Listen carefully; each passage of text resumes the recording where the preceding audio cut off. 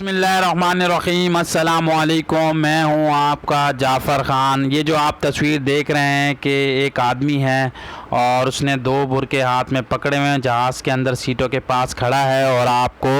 لہرا کر دکھا رہا ہے اور ساتھ میں اسمائل بھی کر رہا ہے۔ یہ کہانی کچھ ایسی ہے کہ امریکہ کا ایک جہاز ہے جو سعودیہ سے اڑان بھرتا ہے اور امریکہ کی طرف جاتا ہے،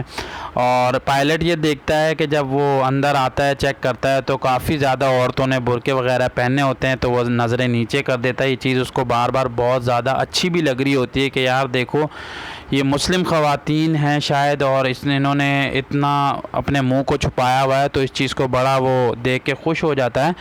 تو اس کے بعد یہ ہوتا ہے جب سعودیہ سے اڑان بھرتے ہیں امریکہ پہنچتے ہیں، امریکہ پہنچنے کے بعد ساری خواتین جو بھی ہوتی ہیں وہ اتر جاتی ہیں، فلائٹ کمپلیٹ ہو جاتی ہے۔ تو جب وہاں پہنچتے ہیں تو جو پائلٹ ہے جس کا نام جونز ہے، جو آپ کو تصویر میں نظر بھی آ رہا ہے، وہ دیکھتا ہے کہ سیٹوں پہ کافی زیادہ برقعے پڑے ہوئے ہیں۔ مطلب ہم تو اس کو برقعہ ہی کہیں گے، لیکن اس کو یہ بات پتہ نہیں تھی کہ یار یہ کیا چیز ہے۔ عموماً مطلب دیکھنے میں آتا ہے کہ لوگ کوئی بوٹل چھوڑ جاتا ہے، کوئی ریپر چھوڑ جاتا ہے جہاز کی سیٹوں پہ یا نیچے کہیں پہ بھی، تو یہ ایک نارمل سی بات ہوتی ہے پائلٹ کے لیے بھی اور ایئر ہوسٹس وغیرہ کے لیے بھی۔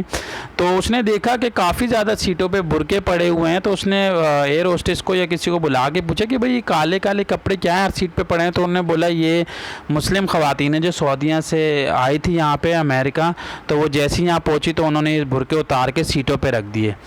تو وہ بہت حیران ہوا کہ وہاں پہ کچھ اور یہاں پہ کچھ اور، تو اس کو بہت اس چیز کی حیرانی ہوئی۔ تو اسی طرح پھر اس نے یہ برقعے اٹھا کے دونوں ہاتھوں میں اور لہرا کے دکھایا اور اس کے ساتھ تصویر بھی بنوائی، اور ایک اسمائل پاس کر رہا تھا، بتانا یہ چاہ رہا تھا کہ جب وہاں پہ تھے مسلم کنٹری میں تو ان کا یہ حال تھا، انہوں نے برقعے وغیرہ پہنے ہوئے تھے، اور اس کے بعد جب امریکہ پہنچے، امریکہ پہنچنے کے بعد انہوں نے یہ چیز اتار دی اور یہ اتار کے یہیں رکھ کے چلے گئے۔ تو کہنا یہ چاہتا ہوں میں کہ ہم مسلمان ہیں اور ہم امریکہ جائیں، یورپ جائیں، کہ دنیا کے کسی بھی ملک میں جائیں، لیکن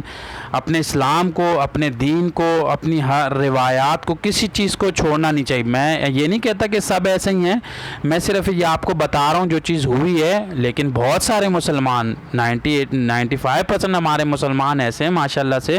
جو کسی بھی ملک میں جاتے ہیں، تو میں نے ان کو یہ دیکھا باقاعدہ نماز روزے کے پابند ہیں، برقعے کے، نقاب کے، تہجد کے، ہر چیز کے پابند ہیں، باقاعدہ وہاں پہ اجتماعات میں جاتے ہیں، ہر 5 ٹائم کی نماز پڑھتے ہیں، بلکہ ہم سے بہترین